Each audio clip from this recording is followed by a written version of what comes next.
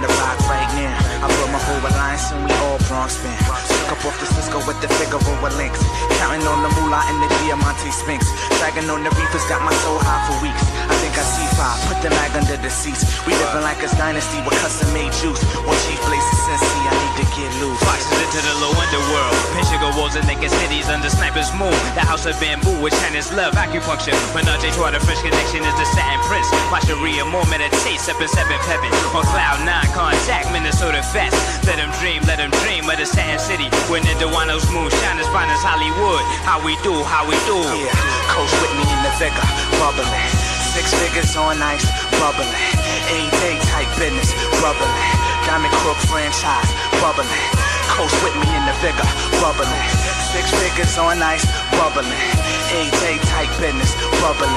Diamond Crook franchise, bubbling. They hide from Sunny Sheba, connect with the Sheba baby Sheen. The snatch golden feast, say la vie. Midnight sun, melting ice grills, zipper face, Mr. Frost. They close with the slaves of New York. Symphony connection, position clutch extension. Conniving blade bearers, under siege tension. Cut close with toast, cherish pearl tongues. Arabian Nights, designing dreams for the young. With the satin struthers, and 8 days Hollywood on my satin dog. They whisper Dr. Feel Good in my seduction palace. On king size, Eden Allen, come and meditate. Inside my nutcracker suite. First notice, Black Lotus, Lotus with friction. Currency exchange, multiple digital diction. Remote control corners, digest the sugar. Praise be the lower for the love we gon' live. Coach with me in the Vega, bubbling. 6 figures on ice, bubbling. 8-day type business, bubbling. Diamond Crook franchise, bubbling. Coach with me in the Vega, bubbling.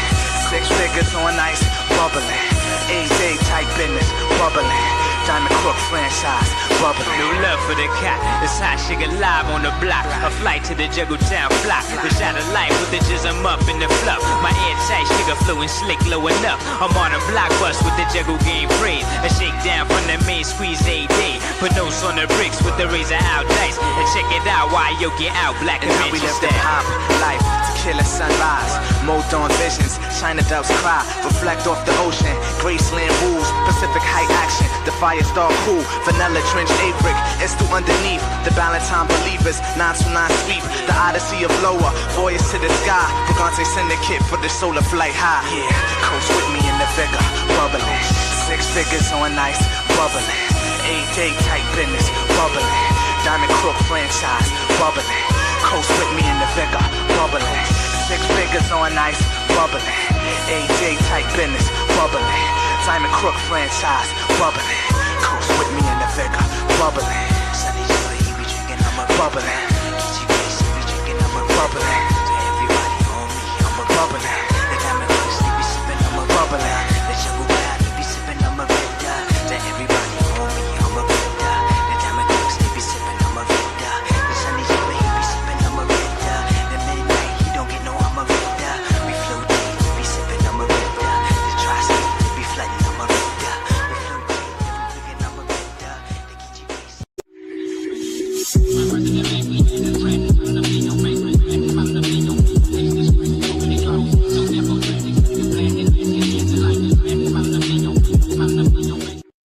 Five common foods you are probably intaking every day without even knowing that it's going to affect your spiritual awakening journey. Guys, this is Sri Akashana here. Namaste to all of you. In this video, I want to break it all down for you. These are part of the teachings that I learned from my master, Grandmaster Aksha, when we were training up in the Himalayan mountains. And once I started to cancel out these things from my diet, my whole life started to change. My meditation got so much deeper and I could start accessing that third eye dimension. So I'm super excited to share with you guys, but before we get into it, show reel, hit it.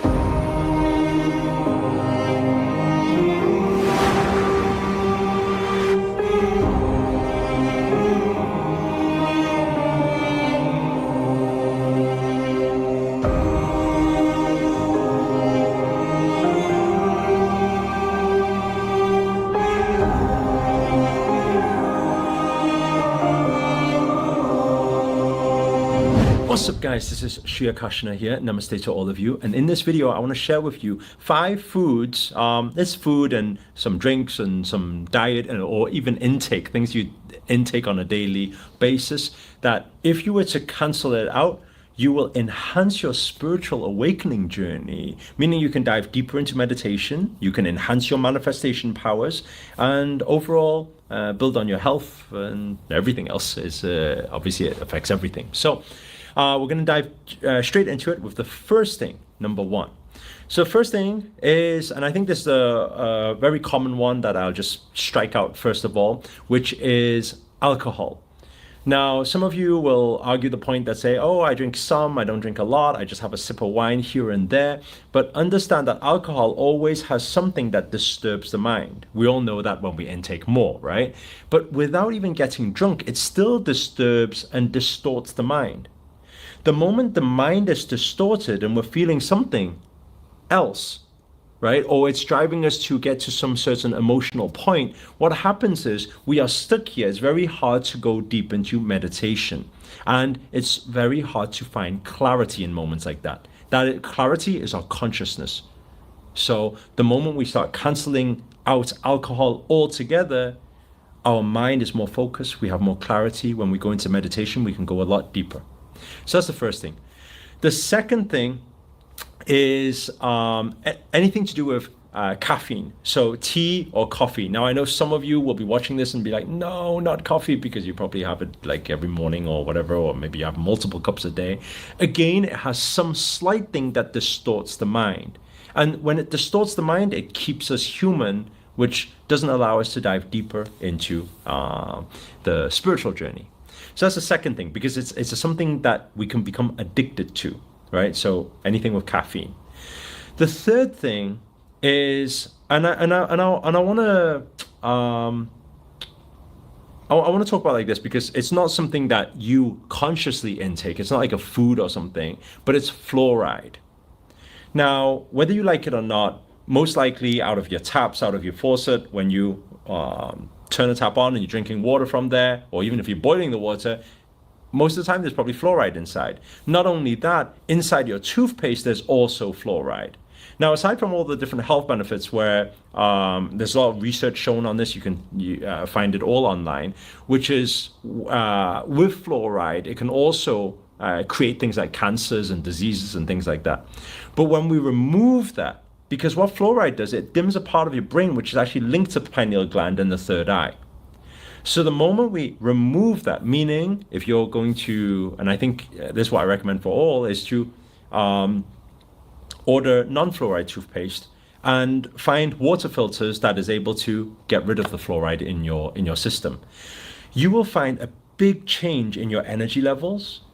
You will find a big change in your productivity, your clarity, your intelligence. It affects it all. And there's a purpose, there's a deeper purpose. Maybe if you guys want to know what it is, comment below, and then we can create another video explaining the reason behind it. But there's a reason why fluoride is placed everywhere for everybody. It's because we are mostly water. The quality of water we drink, it determines how we are controlled by society and everything. And that's why everybody uses fluoride toothpaste, brushes teeth in the morning and night, and it keeps our brains, it dims a part of it so that we cannot reach a level of consciousness, right? And I'm not saying that there's no people who intake fluoride who can do that, because sometimes there are different systems where they can still achieve it. But majority people, it will affect. So that is the third thing, to cancel out fluoride from your daily intake. The next thing, and I think we can depict it in a way where we can watch in movies, which is to do with garlic. Now, what my master taught, and which is better to understand for all, is that the moment I say garlic, people will say, no, in Health Magazine it says it's good for our body. It's good for our physical body. That is true. But it's not so good for our spiritual body. Garlic is a very powerful medicine, actually. And so if we daily intake, which we do, you will be so surprised if you go into any supermarket, the bag of chips you eat to anything you order from any menu, most things contain garlic. Again, there's a reason why. because the system needs to make sure a part of the brain is dimmed so that you cannot access that level of consciousness. If everybody was on that heightened consciousness, actually the planet would not exist the way it does. It would be very, very tough for existence to continue. So they need to keep people in place. And so with that in mind, that's why garlic is in most foods. When we remove garlic, if we look at it like this, when you watch a movie, it's depicted in there actually. They use garlic to fend off what? Like vampires? These are spirits, right? So it's not so good for spirit body. Now, some who argue say, but it's good for my physical body. So what's going to happen with my joints, my bones, and things like that? If you do daily practice, meaning physical yoga practice, which we do here, then you don't need those things to help your joints and bones because you're working on it. You're working on your physical body every day. If you are not, then maybe you do need garlic in your system. But just bear in mind that yes, it's good for physical body, but not so good for spiritual body. So garlic is another thing. The final thing is onion. Actually, for extremists, there's a few more things, but I like to keep it simple for you guys, just in case you guys are like, oh my God, that means I have no life left if I tell you the rest of it, okay? If you guys want to know the rest of it, you can comment below, let me know, and maybe I'll create another video telling you guys the rest of the things, okay? But it seems like an extremist otherwise. The final thing is onion. Again, onion is one thing that is not so good for spiritual body. Why? Because it's overpowering. All you need to do really, if you look at forces of nature, if you take an onion and you cut it open, right? You cut the onion open, how does your body react? That already immediately tells your system whether it's supposed to be daily consumption and how powerful it is or not.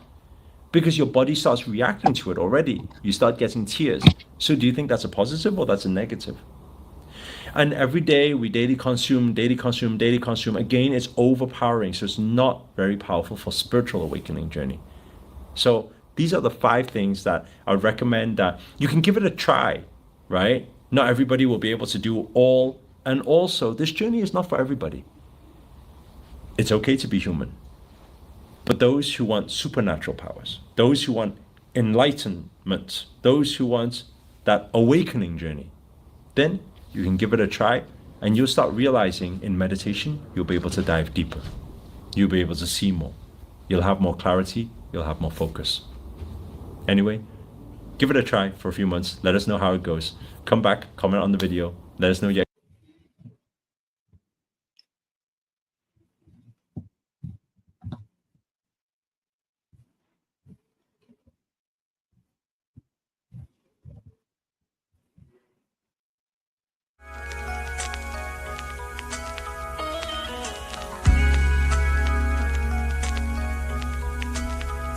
Now if you and your legend shoot this up to 10, the airways belong to Disciple and the war chief Lynn. First digest the heat from my toaster.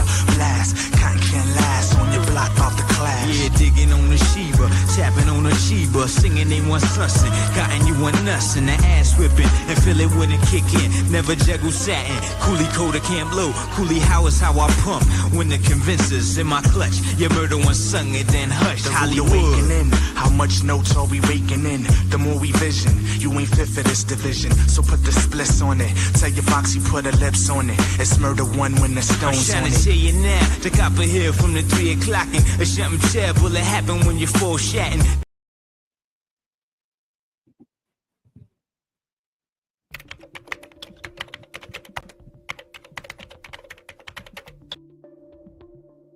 What if you knew there was a key within you that could eliminate fear forever?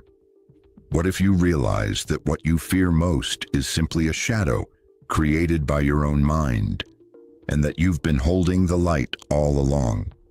Fear has been the quiet force behind every decision you've delayed, every dream left unfulfilled, and every path you've avoided.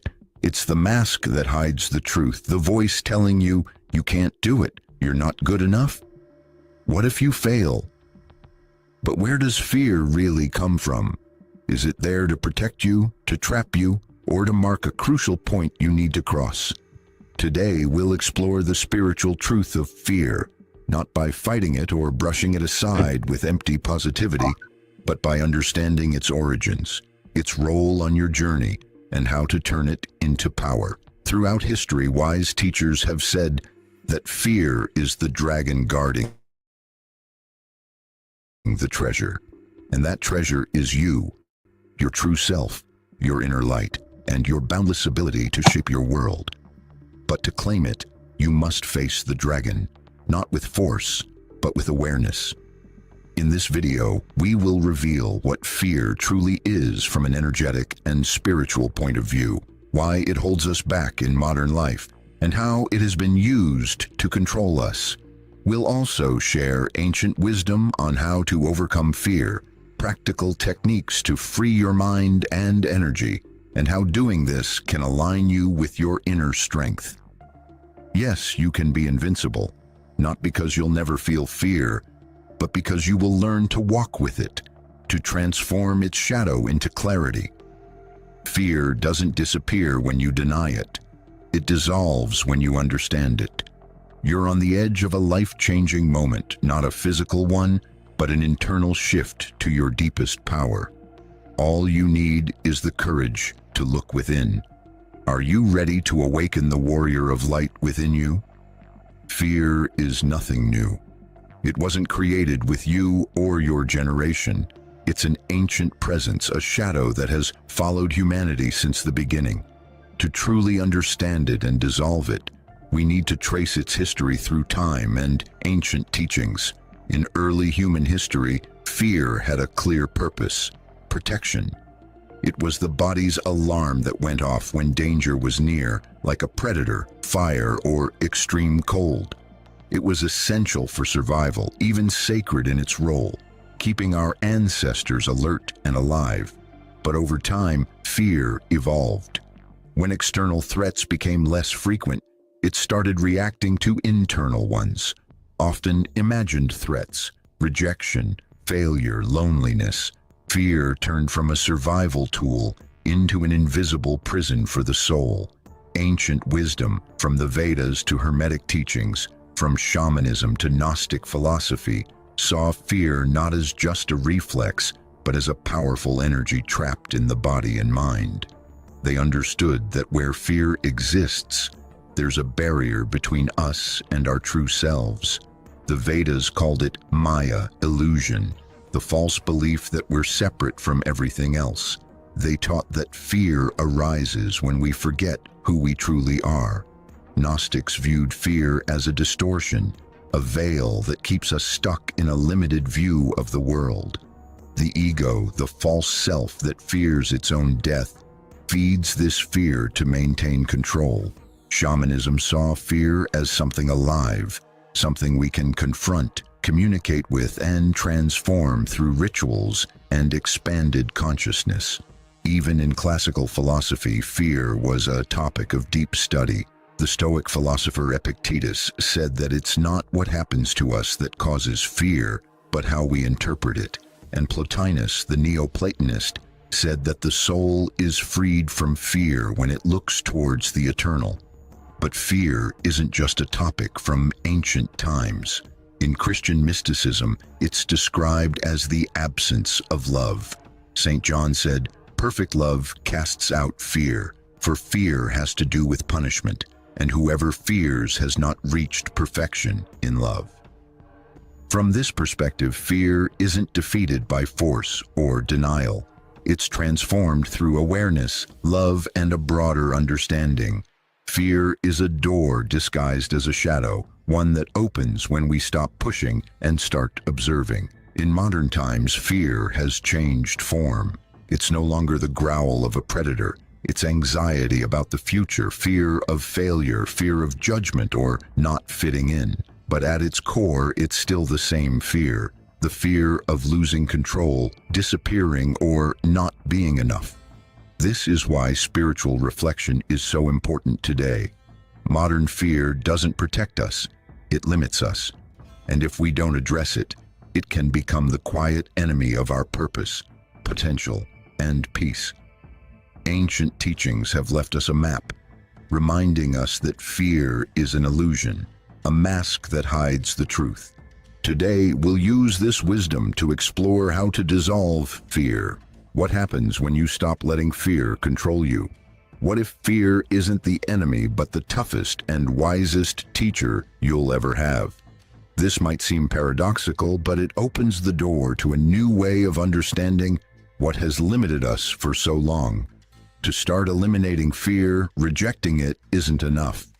You have to understand where it comes from, what it's really about, and what it's trying to teach you.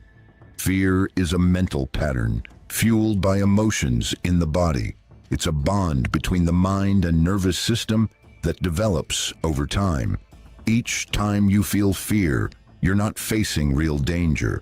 You're reacting to a mental image of a possible threat. In other words, fear is imagination fueled by past trauma, and this is the spiritual truth. Fear isn't real the way we experience it is. Fear often disguises itself as logic, caution, or common sense. It whispers to us, don't do it. Wait for everything to be perfect. What if they turn you down? What if you fail? But in reality, fear isn't keeping you safe. It's holding you back. From an energetic perspective, fear is a low frequency, usually rooted in the lower part of our energy body, especially the first chakras. It's tied to survival, scarcity, and mistrust. When fear lingers for too long, it creates blockages that prevent the free flow of energy, like a stagnant current that stops energy from rising to higher centers, where creativity, vision, and unconditional love reside. Interestingly, fear doesn't vanish when you overcome what you once feared. It stays inside. You can achieve success, experience love, and enjoy good health, yet still feel fear because it doesn't come from the world around you. It comes from your unconscious reaction to it. This is where spiritual work becomes crucial. The soul didn't come to avoid fear, but to rise above it, to go through the process of facing it, and with awareness, transform it into light. When you do this, fear becomes a hidden doorway. If you walk through it with courage, you'll find your true strength on the other side. So how do we face fear? First, we need to realize that fear is trapped energy, frozen by past experiences like rejection, abandonment, humiliation, or loss. This unprocessed energy seeks to repeat itself so it can be released. That's why we often attract what we fear, not as punishment, but as an opportunity to heal. Second, stop fighting fear. What you resist will keep coming back. What you observe without judgment will change. Fear craves your attention, not your hatred. Third, recognize that behind every fear is a desire, something deep down you long for. If you fear public speaking, it's because you want to be heard. If you fear rejection, it's because you want to love and be loved. Each fear uncovers a hidden treasure. True inner work means seeing fear as a mirror, not as something to avoid, but as a sacred signal of what you're ready to embrace. Your soul isn't leading you through fear to punish you, but to reveal the strength inside you that you haven't acknowledged yet. When you begin to see fear this way, everything shifts. You stop running from it or trying to fight it. Instead, you feel it, honor it, and open yourself to its lessons. And then a new state emerges, not the absence of fear, but the presence of inner power. This power doesn't need to prove itself, doesn't fight or defend. It simply knows who it is. And you're closer to this state than you think. We've come to understand that fear isn't an enemy to destroy, but an energy to be understood, faced, and transformed. Now, we need to go beyond just recognizing its structure and see how it can turn into true spiritual power. This process is what many spiritual traditions call the fire of initiation. Ancient alchemists didn't just work with metals, they worked with the soul. For them, fear was the raw material needed to produce the gold of awakened consciousness. This powerful metaphor still guides those who choose to look at their shadows, not as flaws, but as keys to true growth. So, what does turning fear into strength look like in practice? First, realize that fear has a physical presence. It lives in your nervous system. showing up as a tightness in your stomach, a constriction in your chest, or the urge to flee. So the first step is to fully feel it without identifying with it. Most people try to block fear, overthink it, or turn it into anger. But a true alchemist stays present within the emotional fire, saying, "Here I am. I don't run, I don't fight, I don't deny, I just observe." In that moment, something amazing happens. Fear starts to dissolve, not because it's defeated, but because it's embraced with awareness. This awareness begins to shift the energy within your body. But that's just the beginning. The second step is to reinterpret fear, because what we call fear is often a sign of deep soul messages. For instance, if you fear failure, the real question isn't how to avoid it, but why you feel you need success to feel worthy. There, you'll discover that fear often stems from a false idea about who you are, and that idea can be changed. This brings us to a key realization. You are not your fears. You are the space where fear arises. Recognizing this is crucial. When you identify with fear, you strengthen it.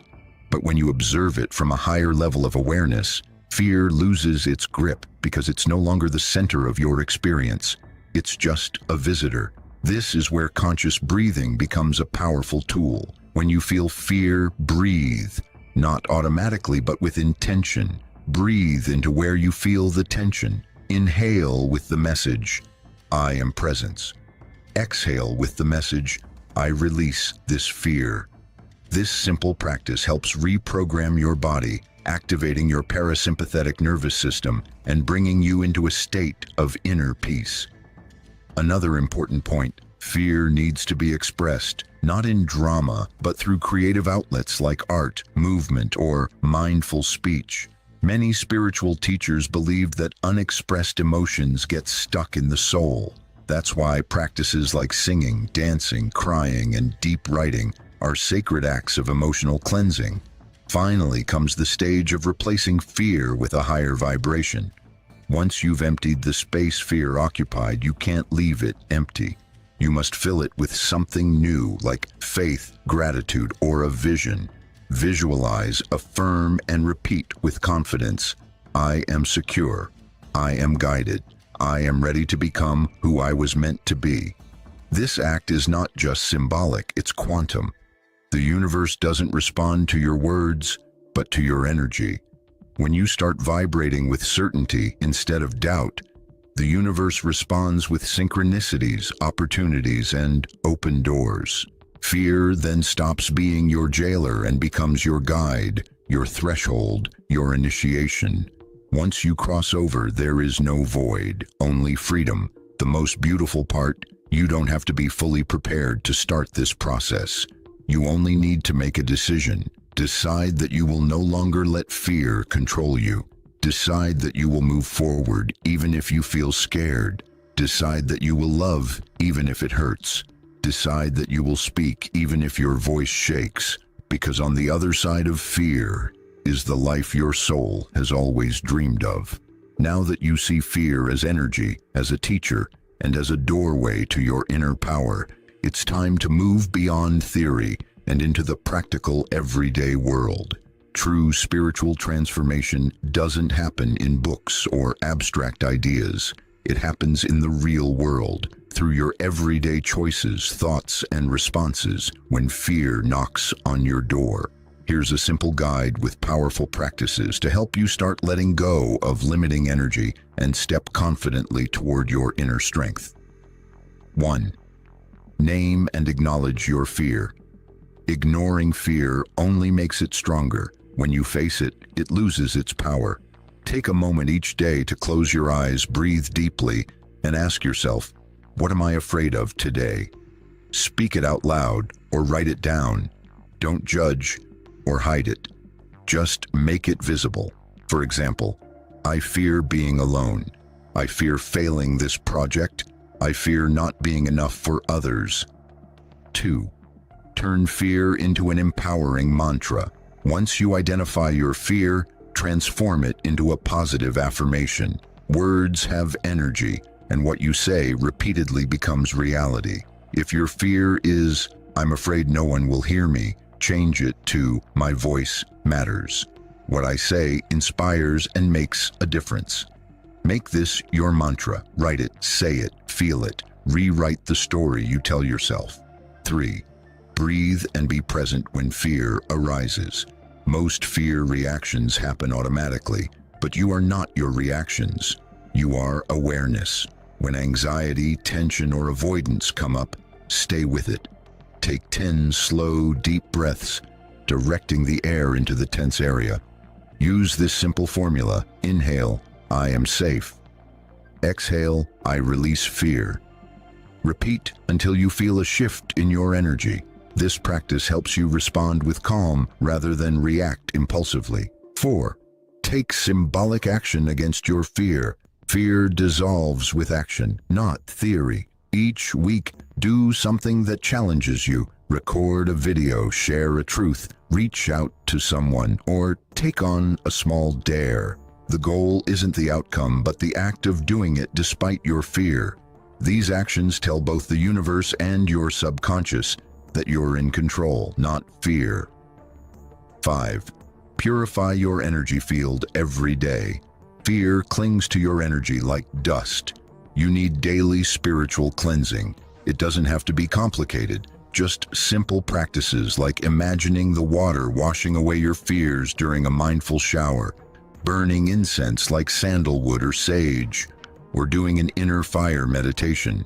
Visualize a flame at your solar plexus burning away doubts. Daily cleansing helps you stay grounded and balanced, even when challenges arise. 6.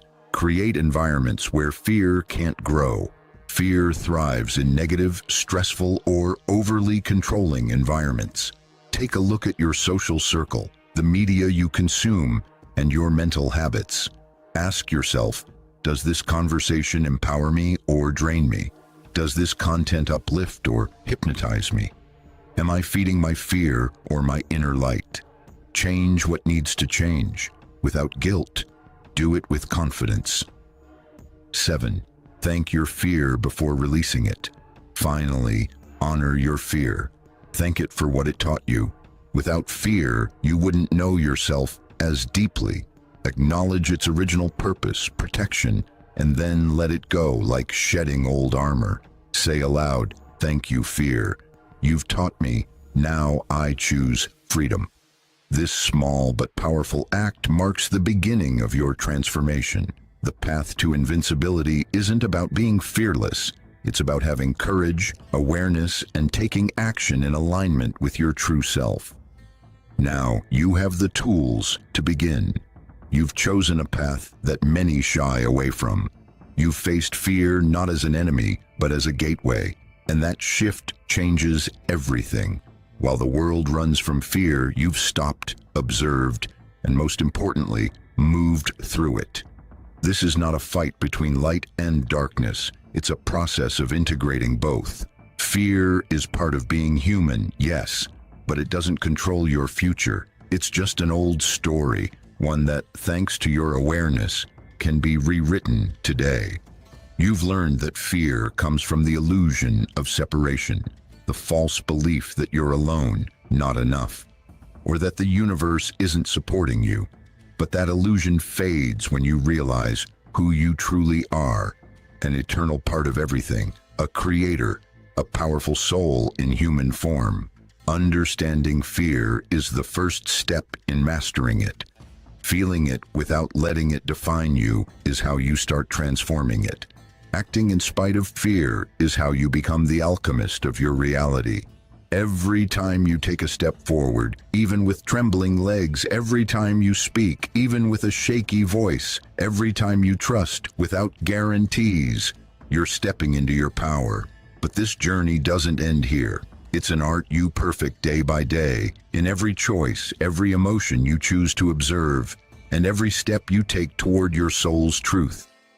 And here's the great revelation. When you stop running from fear, life stops throwing it at you, because life isn't trying to punish you, it's trying to teach you, shape you, and remind you that you were made for more. You were meant to vibrate high, serve with purpose, and walk with faith. Being invincible doesn't mean feeling no fear. It means choosing love for truth over fear of loss. And you who have come this far have already crossed a threshold. Now it's time to act, to embody this wisdom and share it with others. You are never alone. You're supported by a higher intelligence that aligns with your energy. And when you walk in faith, the entire universe works with you. So I invite you, dare to speak, create, and love, not without fear, but in the presence of your own power.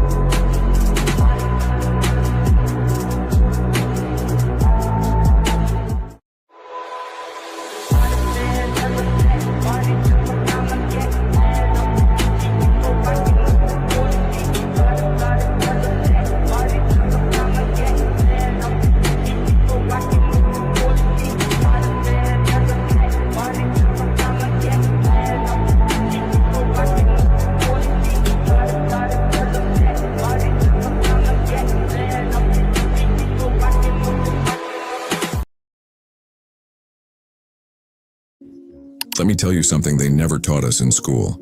They told us how to follow rules, how to meet deadlines, how to fit into the world around us. But they never told us about this, about the most powerful gift we were born with. Your imagination.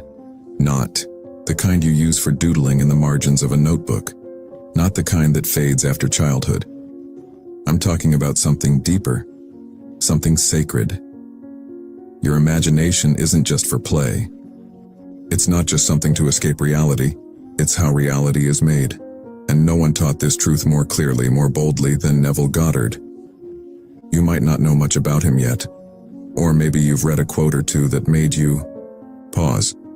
But let me tell you, once you understand what Neville really meant, you start to feel something wake up inside you, something familiar, because deep down, you've always known this was true. Neville said, "Assume the feeling of the wish, fulfilled." At first it sounds like poetry, doesn't it? But that one line, it holds more power than a lifetime of struggle, because he wasn't asking you to wish harder. He wasn't asking you to hustle. He was inviting you, softly, lovingly, to try something different, to step into a version of yourself that already exists. Not someday. Not if you get lucky. But now, you see, most of us live as if what we want is far away. We say, one day I'll be successful, or I hope I find love, or maybe I'll feel free once I fix this or that. But Neville flipped that. He said, what if you stopped chasing and started being? What if instead of waiting for your world to change, you change the place from which you live? And that's the secret. You don't have to wait, you don't have to beg or force anything, you just have to assume. The moment you do, the very moment you feel that it's already done and the universe begins to move. People shift, situations twist, the invisible gears of life begin to turn. You won't always see it at first. Sometimes it's quiet, but something is set in motion the moment you claim your inner reality. That's what we're diving into today. Not just a method, not just a mindset, but a way of living. One that has the power to unravel everything you once believed was holding you back. So let me walk you through it. Let's go back for a moment. Back before the techniques, before the meditations. Back to the why. Because to understand where Neville's teaching comes from.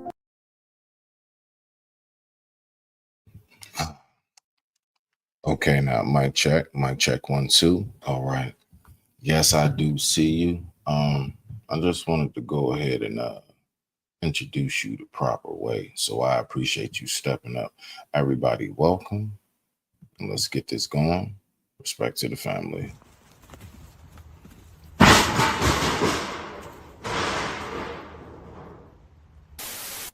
Black Air Force energy. All right. Respect to you, beloved. How are you? I thank you for stopping by. Oh, you're welcome. I just needed something different. That's what I try to provide. Like I say that often. Like, you know what I do? Like, I just be peeping how, like, we got, like, the typical in these spaces. And in real life, I've always been that guy as far as, like, I don't know. I just like to kind of do something outside of what everybody else does all the time. And I know, Yeah, that's exactly how I am. yeah, you know what I mean? Like, it could be refreshing for people. You know what I mean? So, I don't give a fuck what it could be for them, for real. Because I'm tired of people trying to dictate what I'm doing. I ain't had enough. So what's your take on that as far as people actually feeling as if they need to dictate, well, let's say this. Let's put it in this form. Mhm. People going along to get along. And do you believe I'm not going to go along anymore. So okay. I didn't jump the ship. Oh shoot. So you back out at sea. Okay. So now a lot of people will say she done deserted us black people. She done deserted the community. I'm not talking about black people. I'm just talking about that bullshit. I'm not putting the fuck up with it. I don't care who doesn't like my personality. I don't give a fuck who thinks I should be doing something else or whatever the fuck. Because I'm not worrying about trying to change other people. If they're actually having a bad character, fuck yeah. If you're a fucking liar, I'm calling your bitch ass out and I don't even care how you take it. Like, I'm not even mean to you when I do it. So, like, come on, man. But see, KC, you already know, beloved, like a lot of people really do believe that the very moment that you actually point out something that okay, so what's your take on this part? People actually see if you point out a flaw, like if you tell, and I don't even do that. No, I mean, I actually do think it's healthy in a sense, and I'll give you the example. So if I told you your teeth was crooked and your nose was too big, is that the type of flaw that you're talking about? No. The flaw I'm talking about is we getting ready to go into the party and you got a booger in your nose. And I'm like, wait a minute. Yeah, you're supposed to tell me. If you don't tell me and you judge me because it's like that, what kind of fuck face are you? Exactly, beloved. That's what I'm talking about. So that type of, not the like what we can't help. I'm talking about somebody You know what I'm saying? Steering down the wrong road, as in we're getting ready to get out this car. You know you want to get these girls, homie. Hold on. I think you need to pull that rear view down in the passenger. Why would they So pull the rear view down in the passenger? I'm talking about, like, you know, the visor that got the mirror. I don't know. I just like took like 3. All right, hold on. Okay. I'm about to get You know goofy. That's how why I don't talk when I get high and like forget it. Hey, look, I ain't mad at you. You know what I'm saying? We can have a stogie moment. I ain't even mad at you, beloved. You know what I'm saying? Hey, feel free on this side. That's what I keep telling my people, man. I just really set this platform up for us to have somewhere to just like come over here and just be yourself. I don't even care. Talk about what you want to talk about. You know what I'm saying? I You was got talking about what I want to talk about, and then you want to be going down in the Oh, sea and shit. I didn't know that you would do. Okay, so hold on. So let me shut the hell up and let me go ahead. I'm gonna spark my J. Yeah, we in this one. We in this one. So let's go ahead and get what you call that workout. So what you got for us, beloved? I'm listening. No, I'm just trying to get the motivation to want to go down there. Go where? Downstairs, because I always normally work out in the living room, and I'm kind of tired of doing that because my cat pooped on the couch yesterday morning. Do you know how angry I was? Do you want my real response to that? Yeah, tell me. Okay. All right. Okay. So I have 2 myself. All right. I had 2 dogs before D-Boy and Scoot. Dino and Scooter passed away. So I got 2 I'm cats. sorry. Nah, shoot, man. Nah, what are you talking about, man? They lived like 17, 16 years, man. Like I had 2 min pins. Like they lived the best life ever. It was just They their were called min pins. What is min pins? miniature pinchers, which actually has nothing to Dobermans, and they were hell no. Now, What is wait. wrong with you? Now, watch this. This is what I was going to say. Now, once again, animal facts, right? You know me, right? You know I'm Mr. Black Neo Geo in this space. So miniature pinchers, aka Manchester Terriers. Okay, Manchester Terriers have nothing to do with actual Dobermans. Dobermans are a different breed and DNA makeup of. They are. That sounds like the same thing. Now watch this. So I'm going to tell you primarily. There we go. There go that time. I got you. 1 second. Now don't mind me. I just keep myself on the schedule on everything. Manchester Terriers are the cross breed. They are a cross breed. Dobermans are considered to be. They was once a crossbreed, but they're now considered to be their own full breed. Manchester Terrier is the crossbreed between a Dachshund. You know the wiener dogs. Are you hip? Is she still there? If you're talking, you're muted. I don't know if she went away. I'm but not. Anyway. I did go away. Okay. Yeah. A miniature pincher is the combination of a Dachshund, which is the wiener dog, you know, and a greyhound. That's how you ugly get, as shit. yeah, but that's how you get min pins. You get min pins, you really those did, or you either really did say greyhound. min pins. Yeah, min pin. Yeah, min pin as in miniature pinchers, and they're not actual Dobermans. They're not the same breed as a Doberman, although they look like them from the coat, the brown and black texture and everything. Yeah, you would think it's a small Doberman. No, it's not Doberman pincher. It's a min pin. Tell me why I tried to look it up and a fucking pin came up. Shit. They're so cute. Are they still puppies? Hold on, let me see what kind of pitch. I mean, miniature pinchers. Are they crazy? No. Shit. So these pictures that I got are crazy. He got his paw up like he posing and shit. Get your ass out of here, little doggy. So, like, all right. I wish you could see this picture. Let's see. I mean, if you can present it, I can pull it up. I don't know what you want or whatever. I'm not on that phone. I'm gonna save it to my book. I got you. Nah, don't worry about it. But yeah, nah. So matter of fact, I'll go ahead and do it for us. I got us, people. I got us. So hold on. Give me 1 second. Let me just do this right. Yeah. I got us.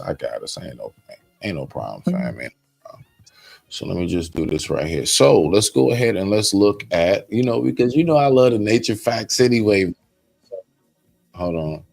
I love the nature facts anyway. So this is real good. You know what I'm saying? We could take a nice little smoke break. You know what I'm saying? Smoke break, powwow. Talk about canines. Okay. Mm-hmm.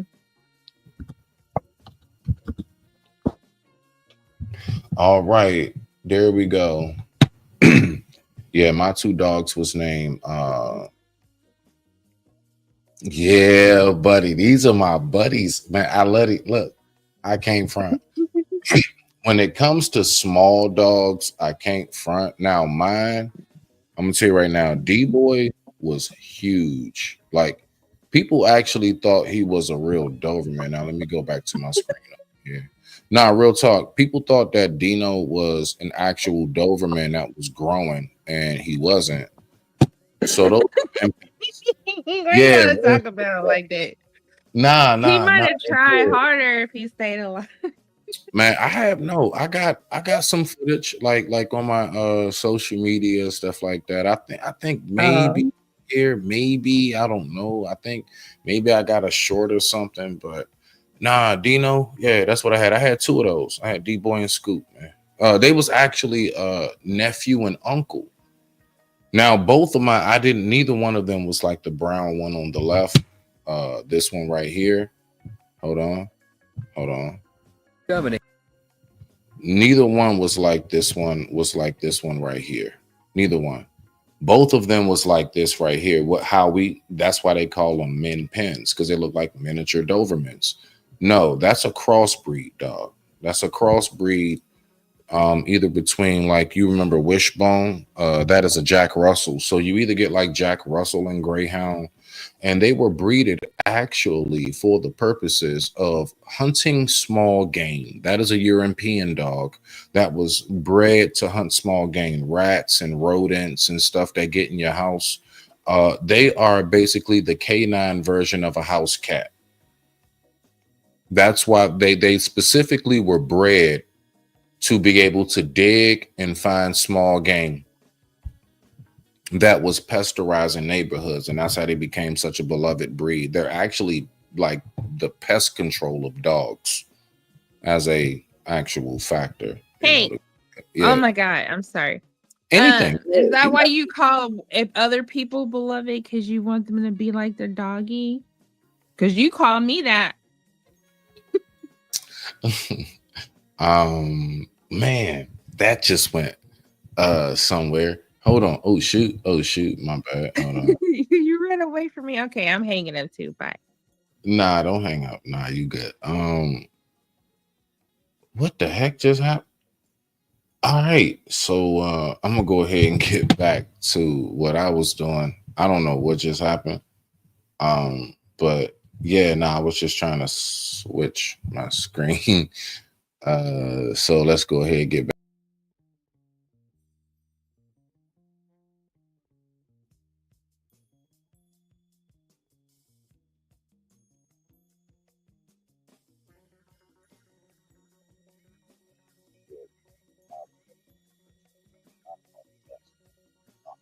I got myself. Yeah, I got myself. All right, so listen. I don't listen to this. So let me go ahead and get back to the video. I just mentioned.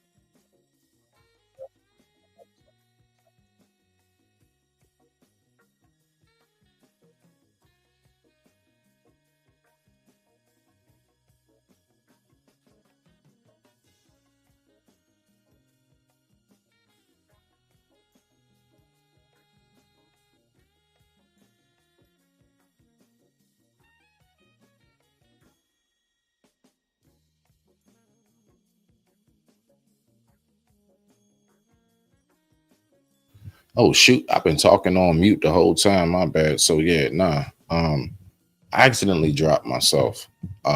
So I don't know how that happened. StreamYard be tripping sometimes, but yeah, I don't know what was heard, but if if you're still there, you can come back up and hang out with your boy. If not, you can go ahead and just smoke your J, go downstairs and work out. You good, beloved. You good. Oh, no, don't worry about nothing. It's all good. I appreciate you stopping through even for a second. I appreciate you. All right, y'all. So let's go ahead and let's do this right here. Let's see what we got. So I'm going to pull something up. I'm going to get back really to the mode that I was on. So if you guys want to come up, I'll speak to you, but I'm really more so on just learning. These are the hours in which I really like to kind of be silent and just learn. I just want to learn and be silent. So if you want to learn and be silent with me, you can. And that's all I basically meant with that. So let's go ahead and get back to what we got going on. Let me see what I got right here. Much respect to the family. I appreciate everybody. All right, y'all. So, no, dang, dog. No, shoot. I apologize. Now I got to take a couple more seconds. I pulled up the wrong video. Here it is. No, wait. Hold on. Yeah. All right. Boom. There we go. And let me see something.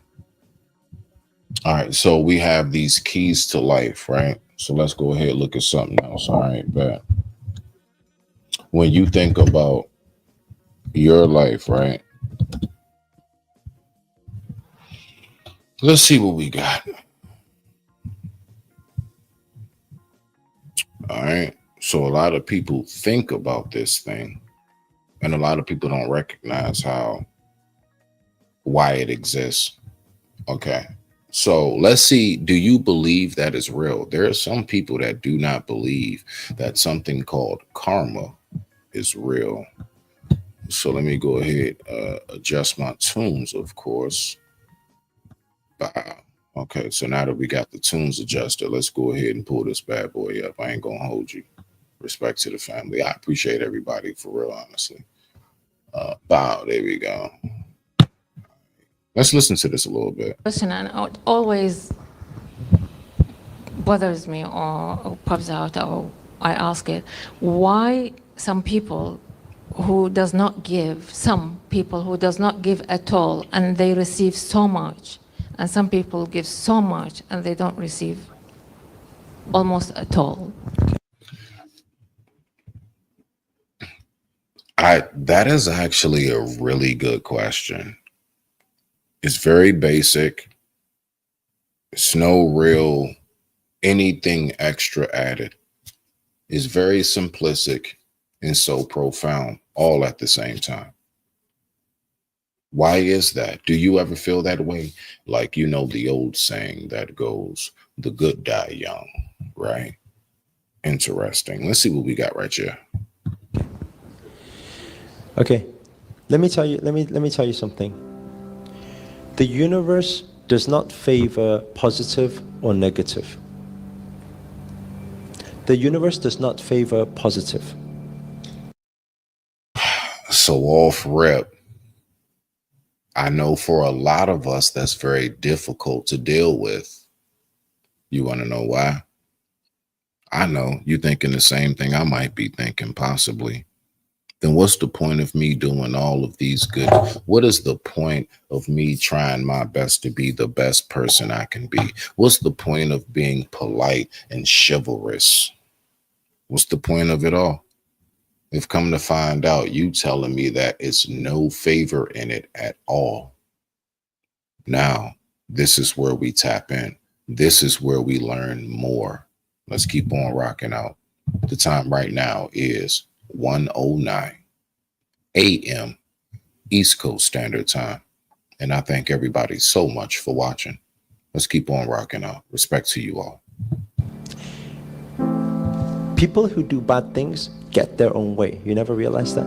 Yes. Okay? There are people who do bad things and they will continue to get their own way. Yeah. And this is very hard for the average person to understand, because they're like, oh no, you do good, you go to heaven, go do bad, go to hell, all this type of thought, or what's karma then, why we do good. Now, let me tell you something. Negative, right? Well, first, positive is no better than negative. The universe sees it exactly like that. Why? Because it does not exist without negative. You will not be in existence if there was no such thing as proton, neutron, all these, the positive, negative to everything. You will be not in existence if there's no duality, if there's no sun and moon. If there's missing the moon, you will not be alive. Why? All energies it won't work anymore. Night and day, left and right, everything is for existence. You cannot be happy if you don't know what sadness is. Happiness will not exist if sadness was not there. How does energy move? Does energy move flat line? Energy moves up, down, true? Now, up, down, what does that mean? Existence. Flat line, what does that mean? Dead. Existence is up, down, positive, negative, right? Now, how can the universe or God or whatever you want to call it right now, how can it favor one but not the other? If it favors one but the other doesn't exist, dead. So they puts everything into balance. I remember Jeremy asking this question a few events ago. He said, so, what does that mean? Positive will always, negative will always be there, but we're here to change the world. I said, we're not here to change the world. He said, but we work so hard in spreading positivity. We want to make the world a more positive place. Okay? First of all, positive and negative will always be there in balance. If it wasn't in balance, existence wouldn't be there. Right? So you can't change the world to all be positive. Now you're thinking, so what's the point in life? Your point in life is to be the balance. So now you have an option. You say, let me choose to be the positive or let me choose to be the negative. The only difference between these two things, right, is that when you do the positive, you may get more smiles and more love throughout your journey. If you do the negative, you may get more hate and more fighting throughout your journey. So you choose which path you want to take, but everything will always be in balance, right? Now, when you say, why is it that some people, it doesn't seem like they're giving, but they get what they want? How it does favor is the strength and power of you. If a negative person was extremely confident with strong belief in what they do, they will win. If a person in positive was in strength and belief and confidence because it's the strongest energy, the strongest power will win, will get what they want. Do you get what I'm saying? Right? So whatever energy will be strongest, that's what wins and gets what they want.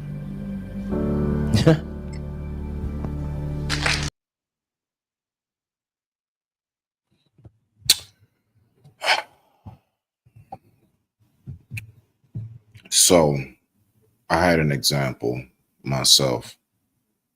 Okay. The example that I have had myself in that, shout out to my brother ACOG. I'm going to start there. So he said, right? He says, life works in the sense of like batteries, which we all know. If anybody has a remote, I don't know, some type of anything that requires 2 AA or AAA batteries. Each battery has to face a different direction. You have a positive and a negative charge, your yin and your yang. Electronics themselves, just from placing batteries into something as simple as a remote, you know that you have the little markings. One is a plus, one is a minus. And each battery has to face going towards a plus, and each battery has to face going towards the minus. That's just how this life works. You know, I even gave the example long before I'm talking about long before I saw these videos. I was on the internet or anything. I remember speaking and giving certain like metaphors. You know, I'm just one of them people, right? I'm just one of them people. I remember I said, the reason, you know, somebody asked me, I remember I was talking to a homie. He said, like, bruh, I don't understand why do like murderers and all these other like crazy, I guess you can say, outside of the box people exist. And I said, because if they did not exist, you wouldn't know what good is. Period. You wouldn't know good. You would not know. If you were never hungry, how would you know that you are full? If there was no such thing as nighttime, how would you know to call it day? I'll leave it at that. You see where we are? So now let's go ahead and get back to what we were speaking about earlier. And with that being said, I digress. My mic is muted. The time right now was 1:16 a.m. East Coast Standard Time. And I thank you all so much for tuning in. Let's go ahead and keep on tapping in. And as you all know, we continuously make sure that we keep our third eye open. Comes from. We have to understand the world most of us were raised in. You and I, we were trained to think a certain way. We were told that life happens to us, that circumstances are king, that if something good comes, it's because we earned it, or we got lucky, or someone gave it to us. We were never told that we are the creators of our experience, never told that our state of being, the thoughts we choose, the feelings we dwell in, is what shapes what comes next. And that's why Neville's message hit like a lightning bolt. He wasn't here to preach. He was here to remind you that the power has always been within you. Born in Barbados, in 1905, he moved to New York to be a dancer and actor. He lived an ordinary life until something extraordinary began to unfold. Mystical experiences, spiritual awakenings, not things he read in a book, things he lived.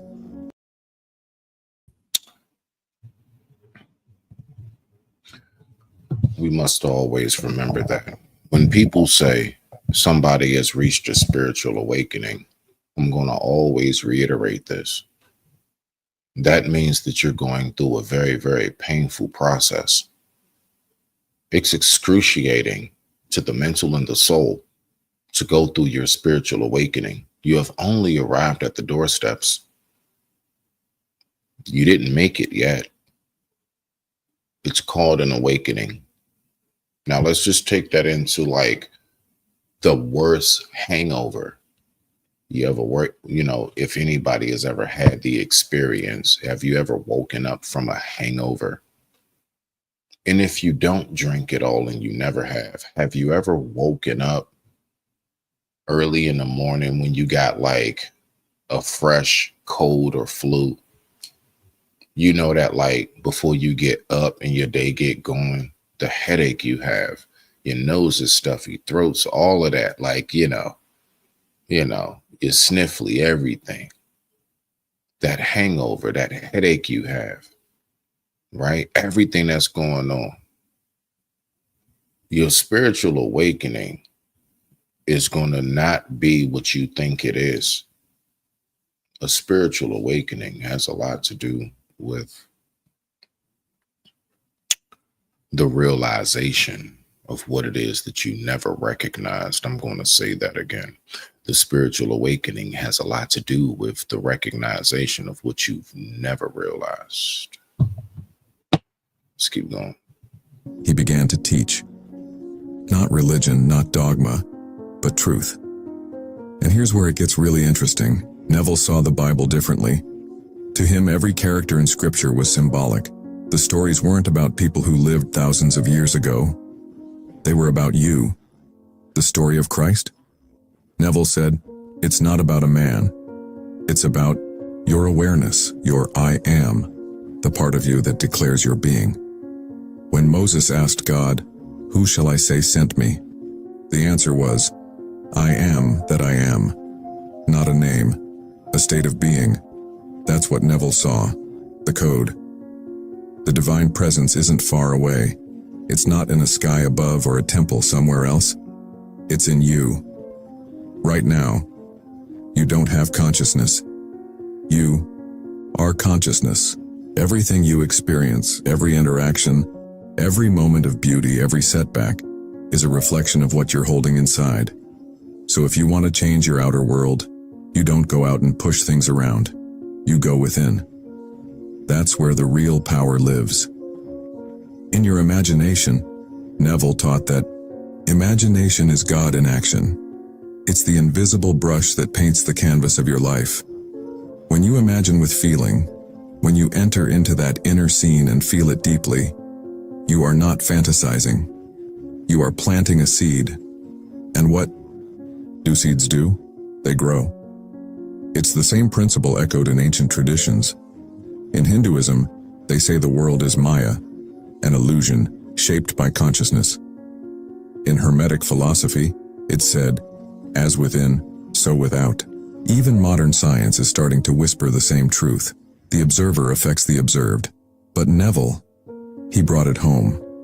He didn't just leave you with beautiful theories, he handed you the tools. He said, don't just believe it, try it, prove it. That's what made his teaching so different. He wasn't offering something to worship, he was offering something to use. And what he offered, this idea of living in the wish fulfilled, it's not about pretending, it's about stepping into a new version of yourself, the one who already has what your heart longs for. Imagine this with me for a moment. Let's say you've been longing for love. Maybe you've felt invisible, overlooked, lonely for far too long. Most people in that place focus on what's missing. They carry that pain around like a coat they can't take off.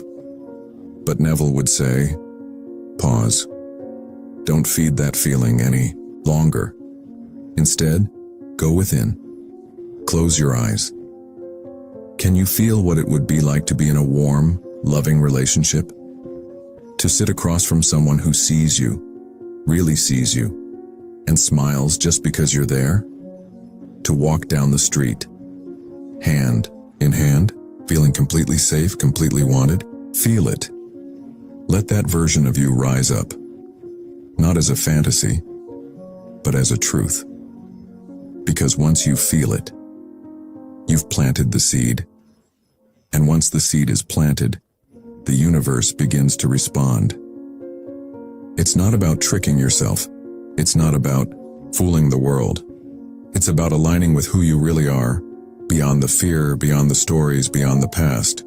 That's the work. And the miracle. So stay with me, because in the next part of our journey, I'll walk with you even deeper.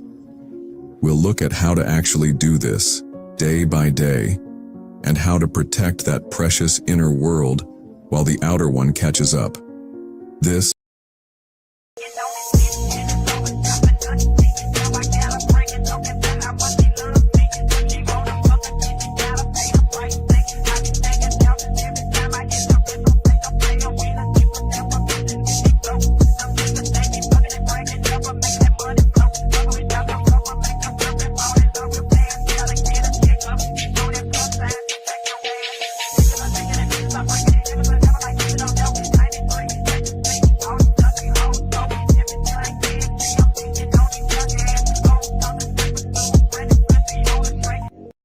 isn't just about changing your life.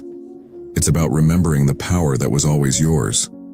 So now that you've felt that spark, that quiet knowing that something is shifting within you, let's go a little deeper. Let's talk about what it really means to live in the wish fulfilled, not just as an idea, but as a way of being. Because here's the thing most people miss. This isn't about pretending something is true when it's not. It's not about playing make-believe or covering up reality with wishful thinking. It's about learning to feel, really feel, the truth of your desire as if it's already yours, before it shows up in your physical world. Let me ask you something. Have you ever had a moment where you just knew something was going to happen? You couldn't explain it. There was no proof. But inside you felt calm, centered, certain, and then it did happen? That's what Neville meant. That inner knowing, that quiet, powerful feeling, is the state we're talking about. But how do we get there? How do we move from longing to living in the reality of our wish fulfilled? Let's start simple. Neville taught that what you are conscious of being, in other words, what you identify with, becomes your world.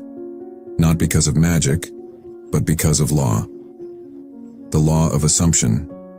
You become the person you assume yourself to be, not by saying it once, not by hoping, but by dwelling in that state, by living, thinking, feeling, choosing, as if it were already done. So imagine this with me. You're walking through your day and you suddenly feel that familiar sting. Maybe it's doubt, or fear, or loneliness. You remember that your bank account isn't where you want it to be. You remember that your phone hasn't buzzed with a loving message in days, or maybe you just feel tired of trying, like everything's always just out of reach. Now pause. Right there, in that exact moment, you have a choice. You can spiral into the old familiar feelings, and the not enough, the why me, the I guess it's not meant to be, thoughts, or you can stop. Take a breath and shift. Shift your awareness from what is to what could be, and then even deeper to what already is within your imagination. Close your eyes. Can you feel the weight lift off your shoulders? Can you picture someone texting you with love? Not just the words, but the warmth behind them. Can you see that notification of the money you needed already in your account? More importantly, can you feel the relief? The peace? The gratitude? Neville said that the world is a mirror, and a mirror doesn't change unless you change the reflection it's getting. So if you want to see something different, you have to be something different. Not on the outside, on the inside. And this is where most people stumble. They hear these teachings, they try it once, maybe twice, and then they say it didn't work. But let me tell you, the magic isn't in the trying, it's in the dwelling. You don't visit this new state like a tourist. You move in, you unpack, you stay. You keep the lights on even when the world outside says nothing has changed. Neville called it persistence in the assumption, and here's why that matters. Because the world, your world, is always responding to your deepest assumptions, not what you say with your mouth, what you believe with your feelings. If deep down you still feel unworthy, if deep down you still expect things to fall apart, then guess what? The mirror reflects that back to you. But if you begin to shift, even a little, to a place where you feel chosen, supported, safe, then everything starts to move. Sometimes it happens fast. Sometimes it's slow. Sometimes the universe clears things out first, makes space, and that part can feel scary. But trust me, it's part of the process. So, let's walk through the actual steps together. You want to live in the wish fulfilled. Start here. First, get clear. What do you want? Really want? Not what you think you should want. Not what someone else told you to want. What lights up your heart? What makes you feel alive when you imagine it? That's your seed. Now take that desire and begin to construct a scene in your mind that implies it's already done. Neville said to keep it short. Simple. A scene that would only be true if your wish was fulfilled. Let's say it's love. Maybe you imagine a friend hugging you and saying, "I'm so happy for you two, you're perfect together." Or you picture a quiet evening at home with your partner, laughing at something silly, feeling deeply seen. Let's say it's abundance. Maybe you imagine checking your phone and seeing your bank balance and then smiling, not because of the number, but because of the ease, the freedom, the relief. Or maybe it's health. You imagine yourself stretching in the morning, completely pain-free, breathing deeply, thankful to be alive and well. Whatever you're seeing, feel it, not like an outsider looking in, but from within the experience. See through your own eyes. Touch what's around you. Smell the air, hear the sounds, and most importantly, feel the emotion. Gratitude, joy, relief. Not because it's coming, but because it's here. And once you feel it, stay there. Repeat it. Let that feeling become your new home. Do it especially before sleep. That's when your subconscious is most open. That's when you plant seeds that blossom in the days ahead. Neville called this the state akin to sleep. A moment where the conscious mind is relaxed and the subconscious, the real builder, is listening. So right before bed, instead of scrolling or worrying or rehearsing the same old fears, go within. Imagine, feel, and fall asleep in the knowing that your desire is already real. Do this, and you begin to reprogram your entire experience of life. But here's the truth, friend. It won't always be easy. There will be days when the world still looks the same, when the old doubts come whispering back, when nothing outside seems to match what you're feeling inside. That's okay. This isn't about perfection. It's about persistence. Every time you choose the feeling of your wish fulfilled, even when the evidence isn't there yet, you're reshaping your life from the inside out. And bit by bit, something changes. People start responding to you differently. Opportunities appear, doors open, your mood lifts, your posture changes. Life feels lighter, brighter, not because something outside saved you, but because you remembered who you are. You remembered that you are the operant power, not the victim, not the beggar, not the bystander, the creator. You get to choose the state you live in, and when you do, when you really commit to it, the world has no choice but to mirror it back. So don't rush the process. Don't panic if it doesn't show up overnight. Just stay with it. Stay with you. Stay with the vision, with the feeling. Let it carry you through the day. Ask yourself, how would I move through this moment if I already had what I wanted? How would I speak? What would I believe? What would I stop worrying about and then live from that place? Not someday. Today. Even if just a little. Even if just for 5 minutes. Because those 5 minutes become 10, then 20, then a new normal. That's how change begins, quietly, softly, from the inside out. So the next time you feel doubt creeping in, the next time your world feels stuck or slow or heavy, remember this. You can return. You can always return to that inner scene, that feeling, that version of you that already is who you were born to be. And when you do, even if the world hasn't caught up yet, something in you will smile, because deep down, you'll know it's already done. You've made it this far, and maybe something inside you has already begun to shift. Maybe you've been quietly testing this, haven't you? Maybe before falling asleep last night, you closed your eyes and just imagined how it would feel to finally be the version of you who has what you've been reaching for. Maybe you even felt a flicker of something, a sense of peace or joy, or a calm that felt oddly familiar. If you did, then congratulations, you've already stepped onto the bridge. And if you didn't feel anything yet, that's okay too. Because what we're doing here isn't about chasing sensations or getting it perfect. It's about building something steady and quiet and powerful from the inside out. So let's talk about what it looks like to carry this practice into real everyday life.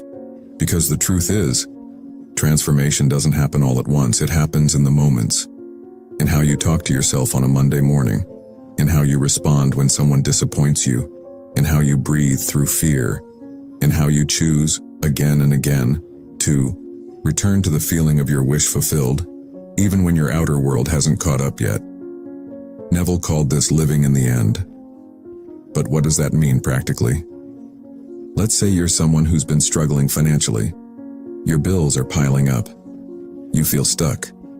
You've been taught to hustle harder, to keep pushing, to stay realistic.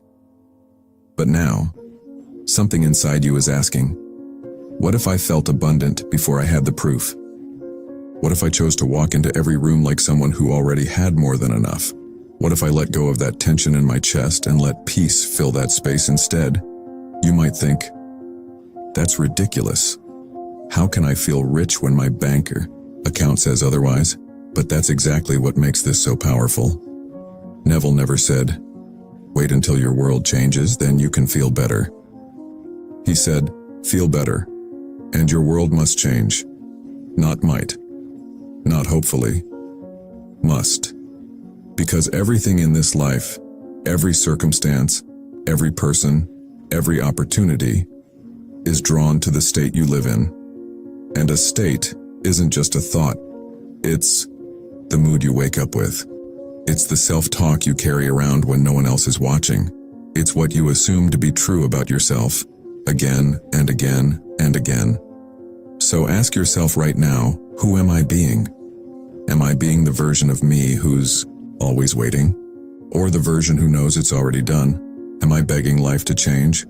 Or am I stepping into the truth that I am the one who changes life?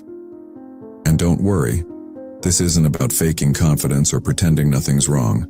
This is about feeling safe enough, loved enough, powerful enough to let go of what was. It's about trusting that your new story is already unfolding. And sometimes, things will fall apart first. You might lose people. You might leave a job. You might feel like your whole identity is crumbling. But here's what Neville would say. That's not destruction. That's pruning. That's your old state unraveling too. Make space for what you've asked for. So when something collapses, when it feels like you're losing, pause. Ask yourself, could this be the bridge?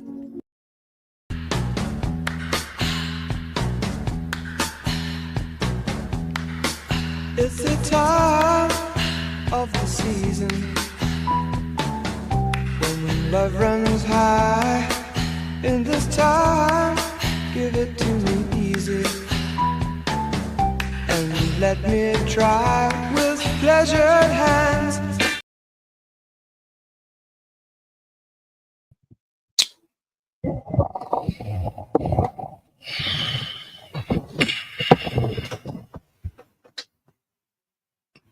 The chaos and destruction of oneself is generally generated by that oneself.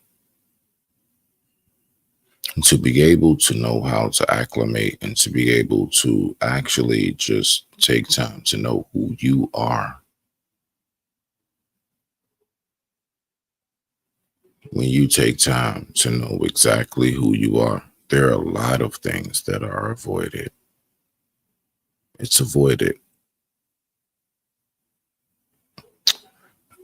When you continuously run from yourself, there are so many things that you would just not recognize that is right there in front of you, but you will keep falling for the same trick bags, trick hats, and traps because you don't stop and look at yourself. That in itself can be a form of a complex. Now, however you want to actually diagnose it, that is contingent upon the individual. The time right now is 1:38 a.m. East Coast Standard Time. And I thank you all so much for watching. Could this be the path unfolding, even if it looks messy right now? Because the truth is, the path rarely looks like we thought it would, but it always delivers what matches your state. So hold your state close. Protect it.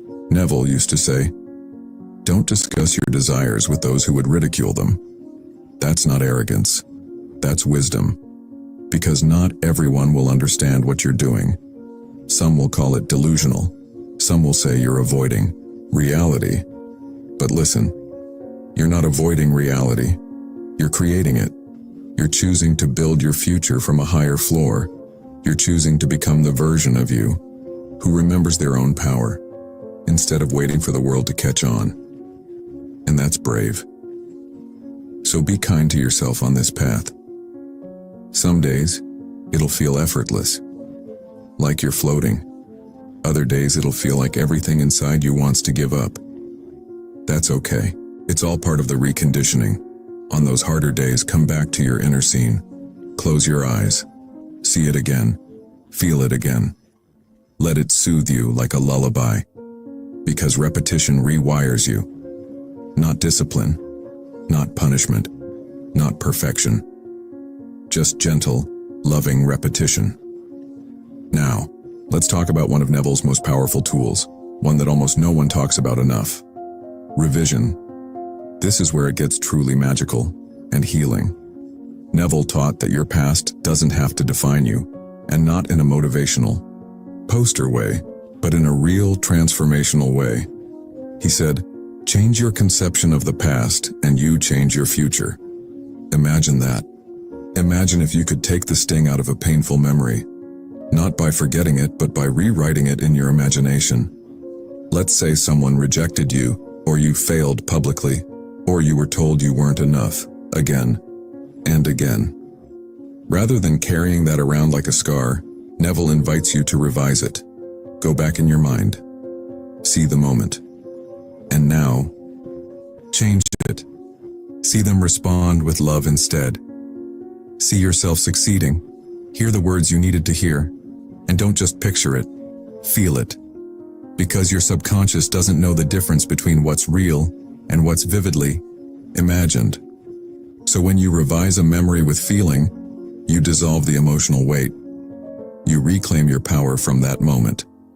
And in doing so, you release the vibration that's been keeping you stuck. You don't change the past. You change your relationship to it, and that changes everything. You stop living as someone who's been hurt and start living as someone who's whole. Can you see now why this work is sacred? It's not just about money or relationships or achievements. It's about returning to yourself, coming home to the version of you that always existed, beneath the conditioning, beneath the doubt, beneath the noise. That's why Neville didn't give people rules. He gave them permission. Permission to feel, to imagine, to believe, to assume. Because at the end of the day, that's all you need. Not the perfect technique, not 10 steps, not a guru. Just the quiet courage to choose a new state and to keep choosing it. Even when it's hard. Even when you're scared. Even when you feel like nothing's working. Especially, then, because those moments are your initiation. Those moments are when the old version of you begins to crumble, and the new one rises, and when you come out the other side, when life finally catches up, it will feel less like a surprise, and more like a homecoming. You'll look around at your new reality, the love, the freedom, the peace, more, and you'll smile, because deep down you'll remember, you created this, you became this. So let me leave you with this. Tonight, when the world goes quiet, when the lights are low, when it's just you and your breath, go within, not to escape, but to return. Return to the feeling, to the scene, to the knowing. Feel the wish fulfilled.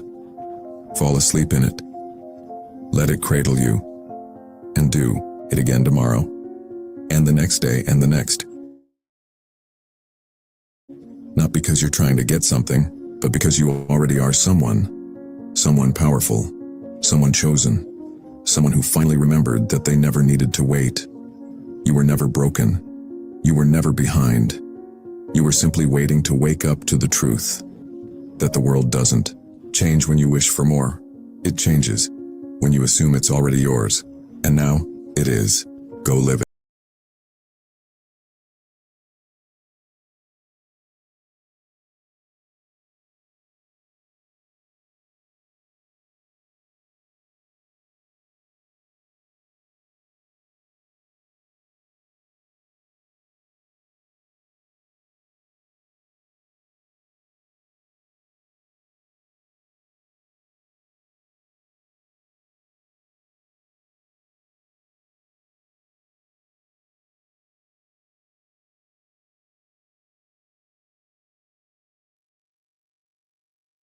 As I'm racing forward through time, deja vu clouds my mind. There's no pause or rewind. What's behind is behind. Racing forward through time, deja vu clouds my mind. There's no pause or rewind.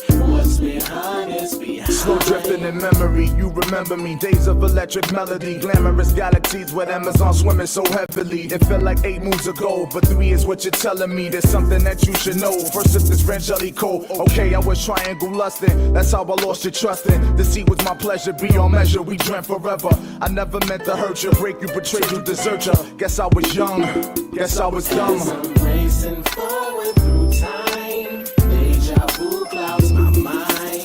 There's no pause or rewind. What's behind is behind. Racing forward through time. Deja vu clouds my mind. There's no pause or rewind.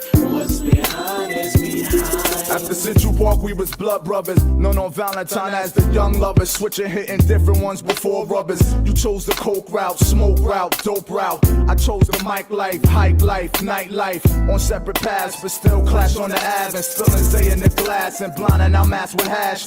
Still in my dreams, I can see you so clear. Wake up out of my puzzle haze, I can't believe you ain't here. I miss you, nigga. Racing forward through time. Deja vu clouds my mind. There's no pause or rewind. What's behind is behind. Racing forward through time. Deja vu clouds my mind. There's no pause or rewind. What's behind is behind.